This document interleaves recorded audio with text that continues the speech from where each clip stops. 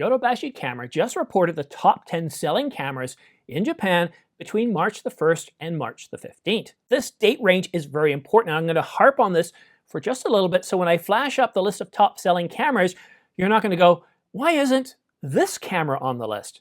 And the reason why that date range is very significant, it's only focusing on the first 2 weeks of March. So any cameras that were in short supply or that just weren't available on store shelves or in inventory to be able to sell, well, they're not going to show up on the list, and there are a few notable exceptions. Shouldn't be any surprise that Sony's taken the top 2 spots. Sony is the #1 when it comes to full-frame mirrorless cameras, not DSLR, but mirrorless cameras, and they're in the top 1 spot.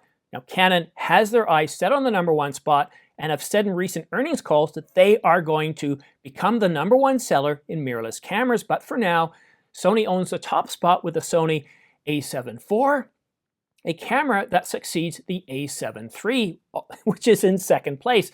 So Sony owns the top 2 spots with essentially the same model camera. But Canon isn't too far away.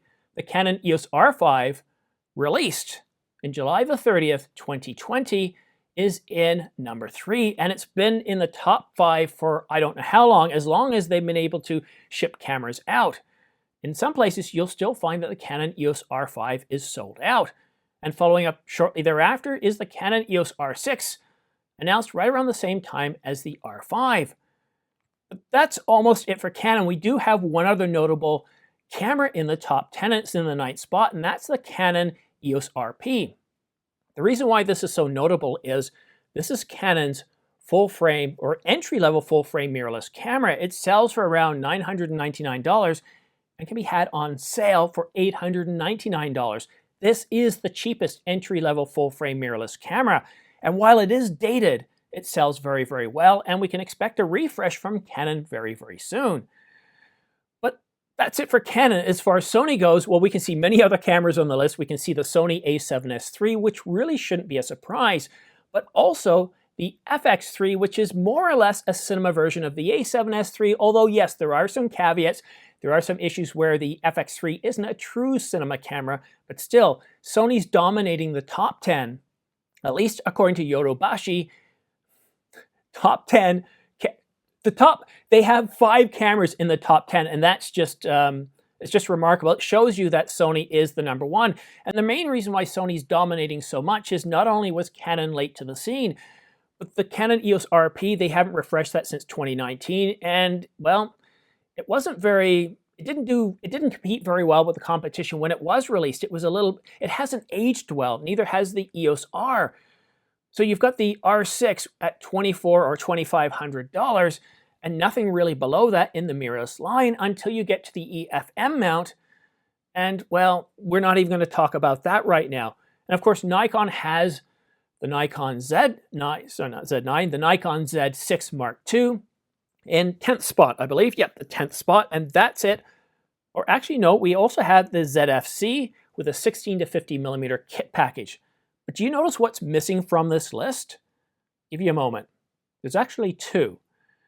The Canon EOS R3 isn't on the list, and well, they haven't been producing as many of these to get out to sell, and also the Nikon Z9. Now, they have been producing quite a few of these. Nikon's produced quite a few of the Z9, but it's selling so very, very fast that as soon as they get them in the store, as soon as they go into inventory, they are immediately sold. And so there weren't enough of these bodies available for sale during the first 2 weeks of March for them to show up in the list.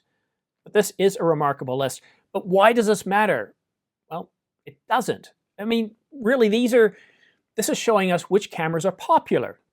And yes, it does show you what the market is really looking forward to. And a lot of these cameras, especially the ones in the top 2 spots, aren't the most expensive cameras out there. The Sony a7 IV is a $2,500 camera. The a7 III is, of course, much less because the a7 IV replaces that.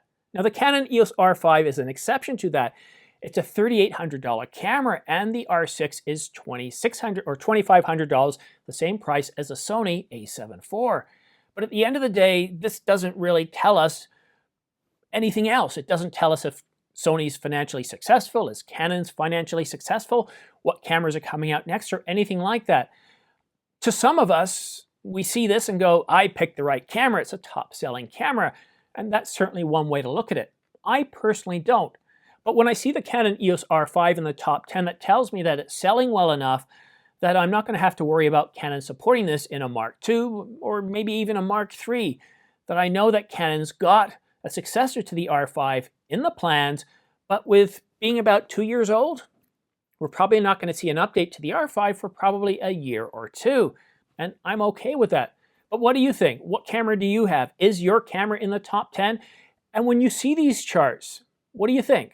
What does it make you think about your particular camera? Do you feel like, yeah, I picked the right camera? Or do you just look at it and go, it's noise, I really don't care? Sony is currently the #1 camera manufacturer of mirrorless cameras. Do you think that Canon can take that #1 spot? Canon has said they're going to do it. They want that spot back. Right now, Sony has 5 cameras in the top 10, and it looks like they're holding on quite well with the a7 IV and the a7 III, the a7S III, the FX3. Sony is doing really, really well, but do you think Canon can replace Sony as the #1 mirrorless camera manufacturer out there? For me, I think it really depends on what cameras they release and when they release them. A successor to the 7D Mark II is desperately needed on the RF system. A successor to the Canon EOS RP is also needed, and a full-frame camera that's priced around $1,600 or $1,500 is also needed, that sits between the EOS RP and the Canon EOS R6.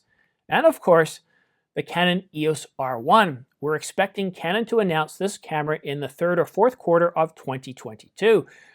But there has been so many issues this year with supply constraints that have been growing and getting worse since 2020 into 2021. And with the recent conflict, we can see more shortages of base material. So don't expect the Canon EOS R1 to be available for sale in 2022. I mean, there is a chance. We don't know anything until we get some information from Canon, until we get some sort of development announcement. We know it's coming. We do know it's coming. It's just a matter of when we'll get the announcement and when it's going to be available for sale. Okay, now for a little bit of behind the scenes. I'm going to talk a little bit about the Mac Studio, the M1 Ultra that I bought on Friday, which was yesterday. I've recorded 2 videos already since then, and only one of them has been edited. This video here will also be edited on the machine, and what I've already noticed, and I'm going to wait and see how this one performs, and I'll let you know in the comment section as you guys ask me questions. But what I suspect is the rendering is going to be so fast that there really won't be any rendering for me to do once I'm finished editing.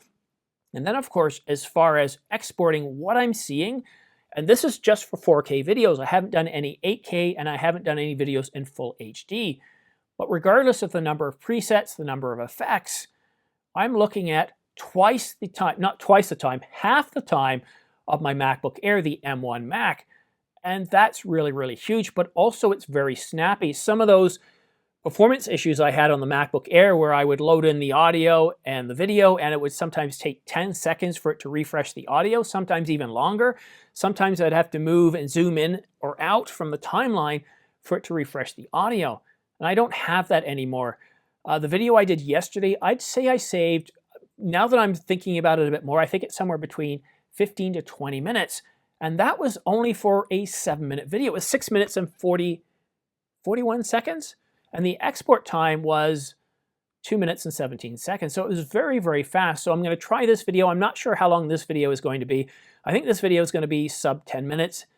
There's not a lot of content to cover off here. But still, one of the reasons why I did want to get this video out, even though it's not really big news, it's a way to give you an idea of how the M1 is performing. It gives me more experience with it so I can talk to it a little bit more. But that's it for now. Thank you so much for watching. We'll see you again soon.